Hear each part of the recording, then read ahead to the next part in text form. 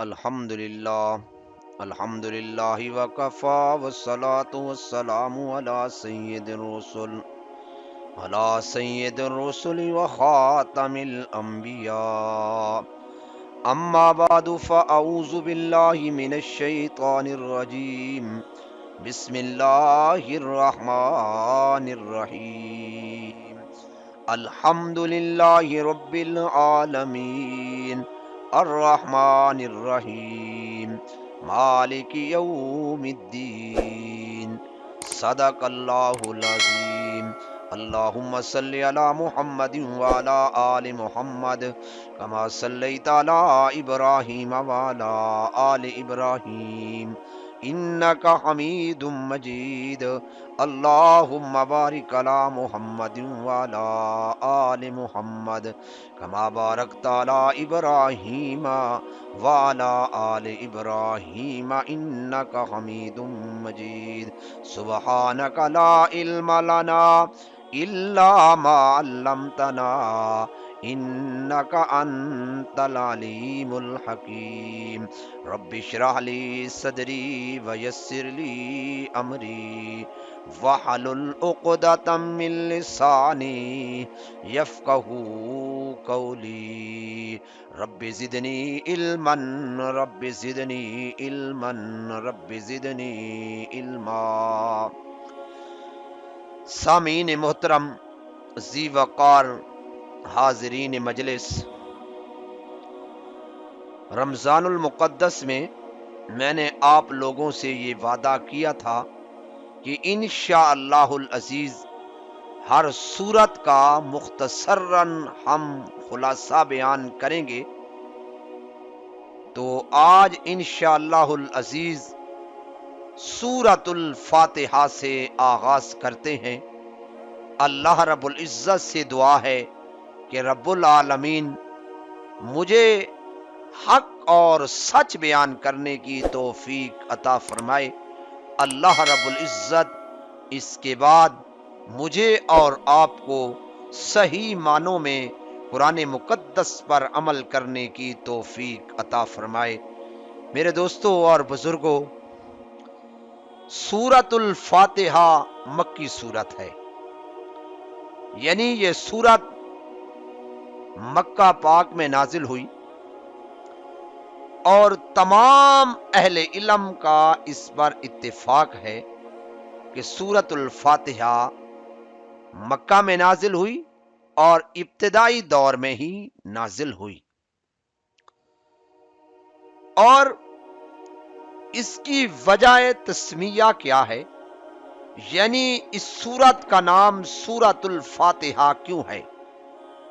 اس کے اور بھی بہت سارے نام ہیں، مثلا اس کا نام شافیہ بھی ہے، اس کا نام کافیہ بھی ہے، اس سورت کا نام صلاۃ بھی ہے، اس سورت کا نام مناجات بھی ہے، اس سورت کا نام سبع مثانی بھی ہے، اس سورت کا نام بہت ہی پیارا نام سبع مثانی ام القرآن بھی ہے۔ بہت سارے نام ہیں اس سورت کے، یہ تو چند ایک میں نے گن آپ کو سنائے ہیں، کیونکہ ہم نے مختصراً ہر سورت کا خلاصہ بیان کرنا ہے، اس کی فضیلت بیان کرنی ہے، تو لہذا اس سورۃ الفاتحہ کو سورۃ الفاتحہ کیوں کہتے ہیں؟ فاتحہ کا معنی ہوتا ہے کھولنا، سمجھنا اس بات کو، فاتحہ کا معنی ہے کھولنا، اور جب بندہ قرآن کھولتا ہے تو سب سے پہلے جو جس سورت پر نظر پڑتی ہے وہ یہی فاتحہ ہی ہوتی ہے، اور اس لیے اس کو سورۃ الفاتحہ کہتے ہیں۔ اور یہ بھی ایک وجہ ہے کہ یہ پورے قرآن مقدس کو کھولنے والی ہے، اور اس کا نام ایک ام القرآن بھی ہے، یعنی قرآن کی ماں۔ جتنے بھی اللہ رب العزت نے قرآن مقدس کے اندر مضامین بیان کیے ہیں، وہ سارے مضامین اللہ پاک نے سورۃ الفاتحہ کے اندر رکھ دیے، اس لیے اس سورت کو ام القرآن بھی کہتے ہیں۔ اور اس سورت کا نام ایک سورت شفا بھی ہے۔ اس پر ایک مختصر واقعہ آپ کو میں سنا دیتا ہوں کہ شفا کا معنی ہوتا ہے کسی بندے کو کسی چیز کو شفا مل جانا، یعنی تندرستی مل جانا۔ ایک مرتبہ کا ذکر ہے کہ نبی پاک صلی اللہ علیہ وسلم کے صحابہ اکرام رضوان اللہ تعالی علیہم اجمعین کہیں جا رہے تھے، رستے میں ان کو رات آ گئی، پڑاؤ ڈالا تو بھوک بھی لگ گئی، کھانے پینے کے لیے کچھ نہیں تھا، تو صحابہ اکرام رضوان اللہ تعالی علیہم اجمعین نے ساتھ ہی محلہ تھا، قبیلہ تھا، ان سے کوئی چیز طلب کی کھانے کے لیے، تو انہوں نے انکار کر دیا کہ بھئی ہم کیوں دیں، ہم نہیں دے۔ اللہ کا کرنا ایسا ہوا کہ ان کا جو سردار تھا اس کو کسی چیز نے ڈس لیا، کسی چیز نے جب ڈسا تو اب وہ بندے بڑے پریشان ہو گئے کہ اب ہمیں کیا کرنا چاہیے، لہذا وہ دوڑتے دوڑتے انہی لوگوں کے پاس آ گئے، یعنی صحابہ کرام رضوان اللہ تعالی علیہ مجمعین کے پاس آئے۔ جب آئے تو ان کو کہا کہ بھائی ہمارے سردار کو کسی چیز نے ڈانس لیا ہے،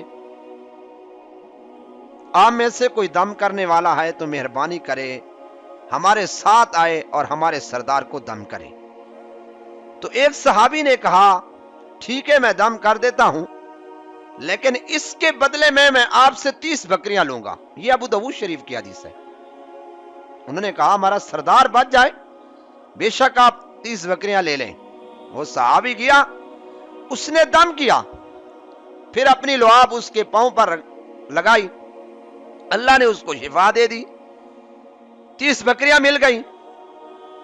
بہرحال آپ بھی کھائیں، نبی پاک صلی اللہ علیہ وسلم کے پاس بھی گوشت لے گئے، آپ صلی اللہ علیہ وسلم نے بھی تناول فرمایا۔ تو صحابہ نے ساتھ جو تھے انہوں نے پوچھا بھائی آپ نے کیا پڑھا ہے، آپ نے کس چیز کے ساتھ دم کیا اور اس کو شفا مل گئی؟ تو اس صحابی نے کہا میں نے اور تو کچھ نہیں پڑھا، میں نے سورۃ الفاتحہ پڑھی، اس لیے اس سورت کو سورت شفا بھی کہتے ہیں کہ اس سورت کے ذریعے اگر کسی کو دم کیا جائے تو یقین جانیے اللہ رب العزت اس کو شفا سے مالا مال فرما دیتے ہیں۔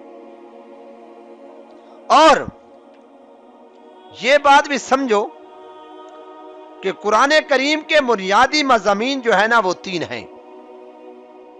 نمبر 1 توحید، نمبر 2 رسالت، اور نمبر 3 قیامت۔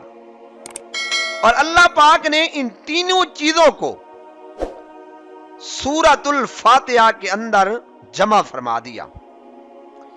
توحید اللہ پاک نے ایاک نعبد و ایاک نستعین کے اندر بیان فرمائی۔ رسالت کو اللہ رب العزت نے اشارہ فرمایا انعمت علیہم سے، صراط الذین انعمت علیہم سے، اور قیامت کو اللہ پاک نے ذکر فرمایا مالک یوم الدین سے۔